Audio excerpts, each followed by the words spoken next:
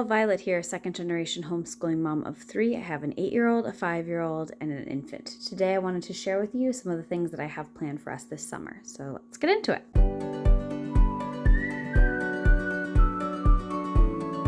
When we first started homeschooling, I had intended to be more of a year-round homeschooler than we have ended up being.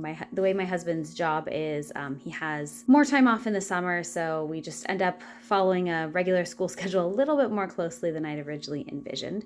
But that's fine. It means that during the summer we have a lot of time to hang out with our public school friends and go on lots of trips and things like that. So my kids have all the subjects that they do normally, and as they start to finish those curricula, some of the curricula, I'll start the new one. It depends on when we finish it. Like, for example, we finished science, our Building Foundations of Scientific Understanding, Volume 1. We finished it really early. We finished it at the end of March.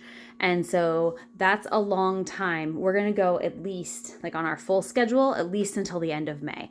That's too long for me to have no science, and it's too early for me to start kind of our light summer science. So we're moving on to the next volume of Building Foundations of Scientific Understanding. However, when we finish history in the next few weeks, we're just going to be done with history for this school year. When we start next school year, we'll start up our next year of history curriculum.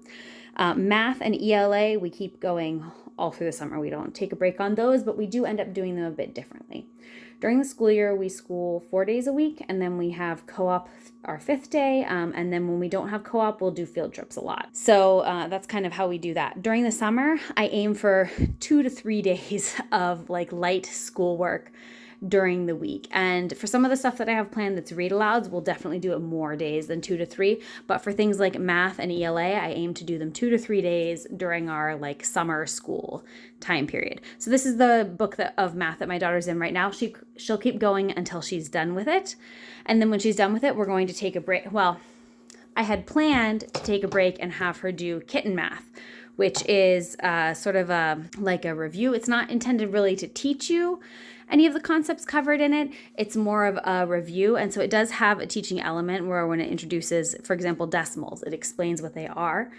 And then it has you do some like budget, money, shopping type problems with the decimals. Unfortunately for my plans, my daughter saw me downloading this and was like, oh, I don't want to wait to start that. I want to do it now.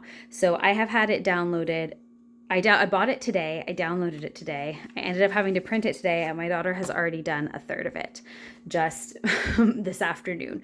So this might not end up being a summer thing, but I do highly recommend this kitten math if you're looking for like a cute review math. Now, this author has another math program that's like chocolate shop math. So we may end up taking a break in the summer to do chocolate shop math, and then we'll move on to the next book of Singapore math. For ELA, once my daughter finishes grammar, I'll start having her do Mad Libs, and this will also be some like writing and spelling practice. I also sometimes will offer creative writing prompts, and if she wants to do them, great. If she doesn't, that's fine too. For us, I do want our summers to be lighter because of the schedule we end up having. But my kids are also, both of my kids are academically motivated. They want to be learning things all the time. And if we spend too long where they're just left completely to their own devices, or we're doing a lot of activities, but we're not really like learning anything at home, they start to get kind of antsy. So everybody just feels better if we do something mildly educational fairly regularly, even during the summer. I do try to keep it lighter during the summer and fit in things that don't fit during our normal academic year. So last year, one of those things was poetry. I did the first half of this Child's Introduction to Poetry book. And I showed a more thorough flip through of this in my poetry collections video. I'll link that down below. So I did the first half, which it goes over different kinds of poems, last summer. So this summer, we'll go over the different poets. And this is kind of just me reading to my kids. So we'll end up doing this probably every day during the summer until we run out of pages. We also do continue with our regular read alouds, although a little bit abbreviated. In my curriculum video at the end, I show like all the things we're doing for read aloud during the school year. And I do cut back a bit on that during the summer. We kind of just have usually one main read aloud that we're focusing on, and all of the extra like SEL, science, history readings that we do during the school year kind of drop off during the summer, unless there's a topic my kids are really interested in, then I'll find books about that. My kids always ask to do art during the summer. Last summer, we had this kind of as our main art, and I mixed in a little bit of this. Last summer was crazy for us too. We were moving, I'd had a baby, and so this is all laid out. It's open to go. It's not, you still have to gather the supplies, but it's pretty much all laid out for you. So this I could manage. This you kind of have to put together your own lessons. I've done a flip through of both of these, so I'll link them if you're interested in seeing more inside.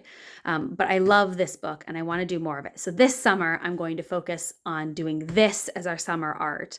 And then either if we get to a point where I don't want to go further or we run out of art or my kids are just wanting more, then I can bring this in as well, because we only did one lesson from each section in this, and I really, really like this book.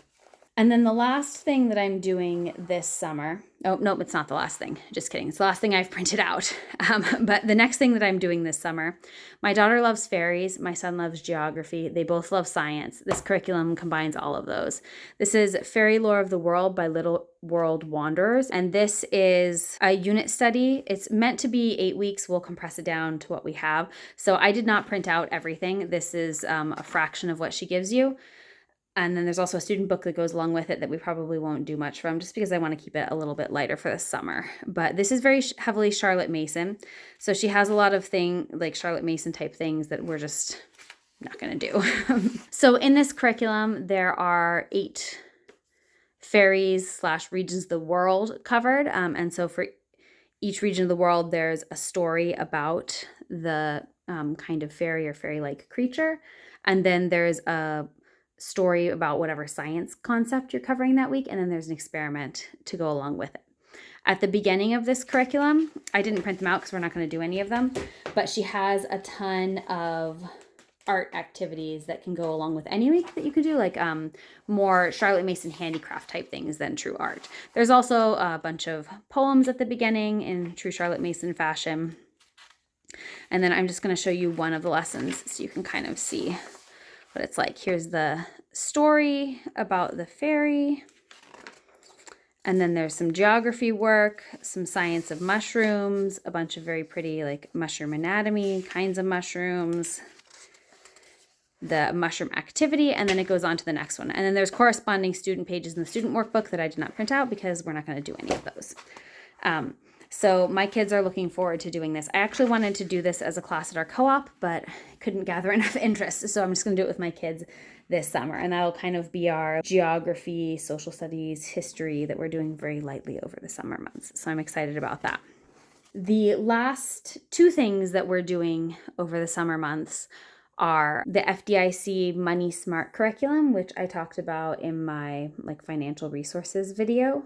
So I'm not going to show you a flip through here. I'll just put a screenshot of the website. But I haven't printed it out because it has a lot of web links and things like that. But I think it'll be really good for my kids to go through that and talk a little bit more about money and budgeting. And then the last thing that we do focus on during the summers is coding. So last summer I set up a student account for my daughter on code.org, and she did the whole kindergarten curriculum, first grade curriculum, and second grade curriculum during the summer. And then slowly this year, she's been working through the third grade coding curriculum. And so she's gotten to a point now where she can actually start to code things for real. So her coding project this summer is my husband bought a robot kit, and they're going to together build the robot and then program it to do stuff. So they're both very, very excited about that. I wanted to show it to you, but I have no idea where my husband stashed it, and everybody's asleep right now. I would love to hear what you all have planned for the summer. Let me know in the comments down below. I hope you found this helpful. I'll link everything in the description box below. I am an Amazon affiliate, so if you click on a link and make a purchase, I do receive a small commission. Thank you for watching.